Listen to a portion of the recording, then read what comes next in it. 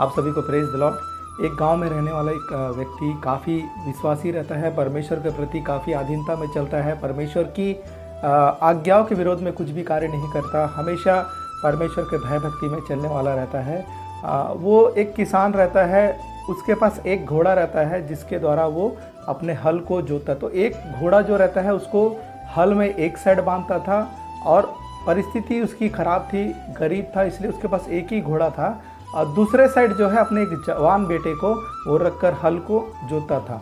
तो लोग उसकी परिस्थिति को देखकर उसे चिढ़ाते थे कि तुम इतना प्रार्थना करते हो, परमेश्वर के भय भक्ति में चलते हो और तुम्हारे पास दो घोड़े भी नहीं हैं, तुमको एक साइड अपने जवान बेटे को इस्तेमाल करना पड़ रहा है। तो वह व्यक्ति कहता था कि हर परिस्थिति में परमेश्वर मेरे लिए कुछ ना कुछ भलाई को रखे हुए हैं।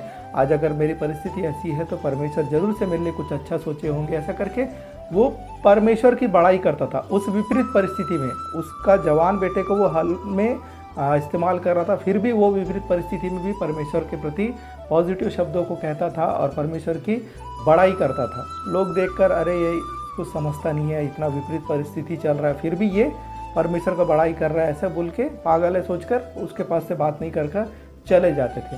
कुछ दिन बीतने के बाद ऐसा होता है कि उसके पास जो एक घोड़ा था वो भी भाग जाता है। तो फिर लोग आते हैं, बोलते हैं कि तुम इतना प्रार्थना करते हो, तुम्हारे पास एक ही घोड़ा था वो भी भाग गया, तुम्हारा परमेश्वर क्या किया, ऐसा करके फिर से उससे नेगेटिव बातों को कहने लगते हैं। तब भी वो व्यक्ति कहता है अगर आज ये घोड़ा मेरा भाग गया तो इसमें भी मेरे लिए कुछ भलाई होगा, परमेश्वर इसमें भी मेरे लिए कुछ अच्छा ही सोचे होंगे, ऐसा करके बोल के फिर भी उस विपरीत परिस्थिति में भी परमेश्वर का बड़ाई करता है। लोग बोलते हैं एक ही घोड़ा था वो भी भाग गया फिर भी ये परमेश्वर का बड़ाई कर रहा है, सच में ये पागल है बोल के वहाँ से चले जाते थे।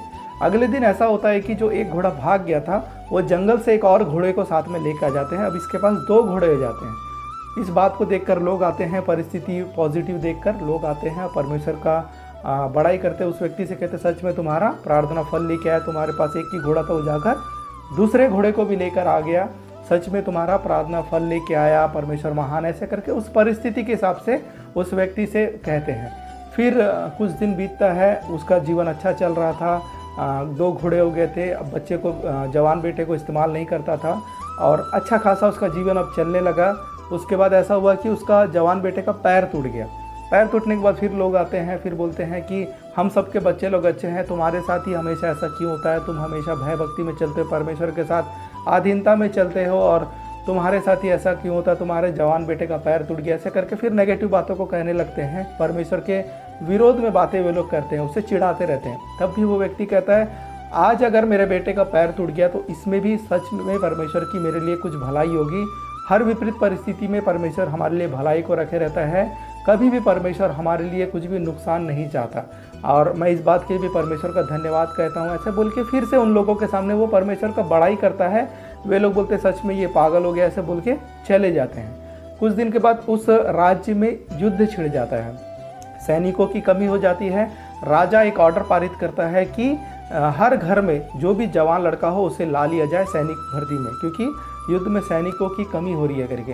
राजा का ऑर्डर पारित होने के बाद हर घर से, किसी के घर में इकलौता बेटा रहता है उसको भी लेकर चले जाते हैं, किसी के दो बेटे रहते हैं, माता पिता रोते रहते हैं, एक ही बेटा है, दो ही बच्चे, एक को तो छोड़ दो, ऐसा करके। लेकिन राजा का ऑर्डर रहता है करके सभी के घर से जवान बच्चों को लेकर चले जाते हैं। जैसे ही इस किसान के घर जाते हैं तो देखते हैं इसका बेटे का पैर टूट के ये बेड में पड़ा हुआ था।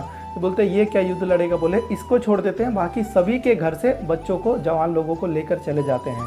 तो फिर बाकी सब लोग आकर फिर उस किसान के पास कहते हैं सच में तुम्हारा परमेश्वर महान है, तुम्हारे बेटे का पैर टूटना तुम्हारे लिए सच में एक भलाई का कारण था, क्योंकि आज हमारे बेटे लोगों को युद्ध में लेकर चले गए हैं, वे लोग वापस आएंगे कि नहीं आएंगे हमें पता नहीं, लेकिन तुम्हारा बेटा पैर टूटने के बाद भी कम से कम तुम्हारे पास है। तो सच में तुम्हारा परमेश्वर महान है, तुम्हारी प्रार्थनाओं को परमेश्वर सुनता है और तुम्हारे लिए हमेशा भलाई को रखता है, ऐसे बोल के फिर वे लोग भी परमेश्वर का बड़ाई करते हैं।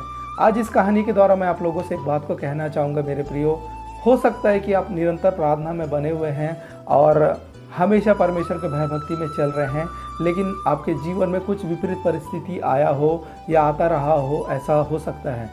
आप परमेश्वर के प्रेम को समझें, उस प्रेम को याद रखें और इस किसान की तरह हर विपरीत परिस्थिति में परमेश्वर का बड़ाई करें। और एक बात को हमेशा माइंड में रखें कि आज की विपरीत परिस्थिति कल आपके जीवन में कुछ भलाई को लाने वाली है। जब तक हम ये सोचेंगे कि मेरे साथ ऐसा क्यों हो रहा है, मैं इतना प्रार्थना करने के बाद भी मेरे जीवन में ऐसा तकलीफ़ क्यों आ रहा है, ऐसा सोचेंगे हम टेंशन में रहेंगे। लेकिन जब हम ये सोचेंगे कि आज जो हमारे जीवन में तकलीफ़ें हैं, ज़रूर से परमेश्वर हमारे लिए कुछ भलाई को रखे हुए और इस तकलीफ़ के बाद कुछ ना कुछ अच्छा होने वाला, जब ये बात को सोचेंगे तब हम टेंशन फ्री रहेंगे। इसलिए आप जांचें कि आप आज टेंशन में क्यों हैं, आपकी सोच कैसी है। आप इस किसान की तरह सोच को रखें, हर बात में परमेश्वर आपके लिए भलाई को रखे हुए हैं। इस बात को याद रखते हुए हर परिस्थिति में परमेश्वर का धन्यवाद करें और परमेश्वर निश्चित ही आज आपके जीवन में जो भी तकलीफ़ें चल रही है, उस तकलीफ़ों के द्वारा आने वाले समय में ज़रूर से आपको कुछ भलाई के लिए, आपके जीवन में कुछ भलाई को रखे होंगे।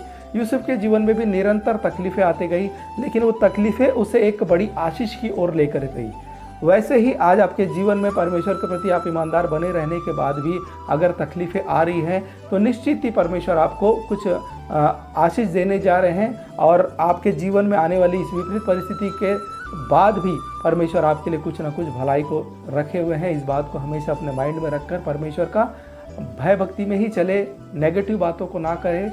लोग कुछ भी कहे, आप हमेशा परमेश्वर के प्रति पॉजिटिव शब्दों को इस्तेमाल करें। हम अगर मानव रीति से अगर देखेंगे कि अगर कोई व्यक्ति हमको, जब हमारी ज़रूरत है, अगर कोई हमारी 1 लाख की भी मदद कर देता है, 1 लाख रुपया अगर हमको ज़रूरत है, कोई व्यक्ति हमारी मदद कर देता है, तो कभी हमें अगर 1000 या 10,000 की ज़रूरत है, तो हमारे माइंड में रहता है उस व्यक्ति ने हमारे लिए 1 लाख का मदद किया था, तो 10,000 तो वो ऐसे ही दे देगा करके एक भरोसा रहता है उस व्यक्ति के प्रति।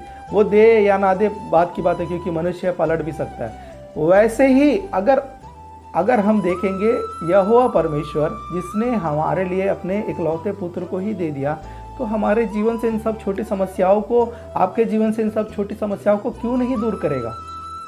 तो इस बात को, उस प्रेम को हमेशा याद रखें। मनुष्य क्या है, कभी भी पलट सकता है, लेकिन यहोवा परमेश्वर निरंतर आपसे एक समान प्रेम रखते हैं। आज आपके जीवन में चल रही विपरीत परिस्थिति निश्चित ही आपके लिए आने वाले समय में कुछ भलाई का कारण होगी। इसलिए परमेश्वर के प्रति ईमानदार बने रहे, पॉजिटिव शब्दों को इस्तेमाल करें।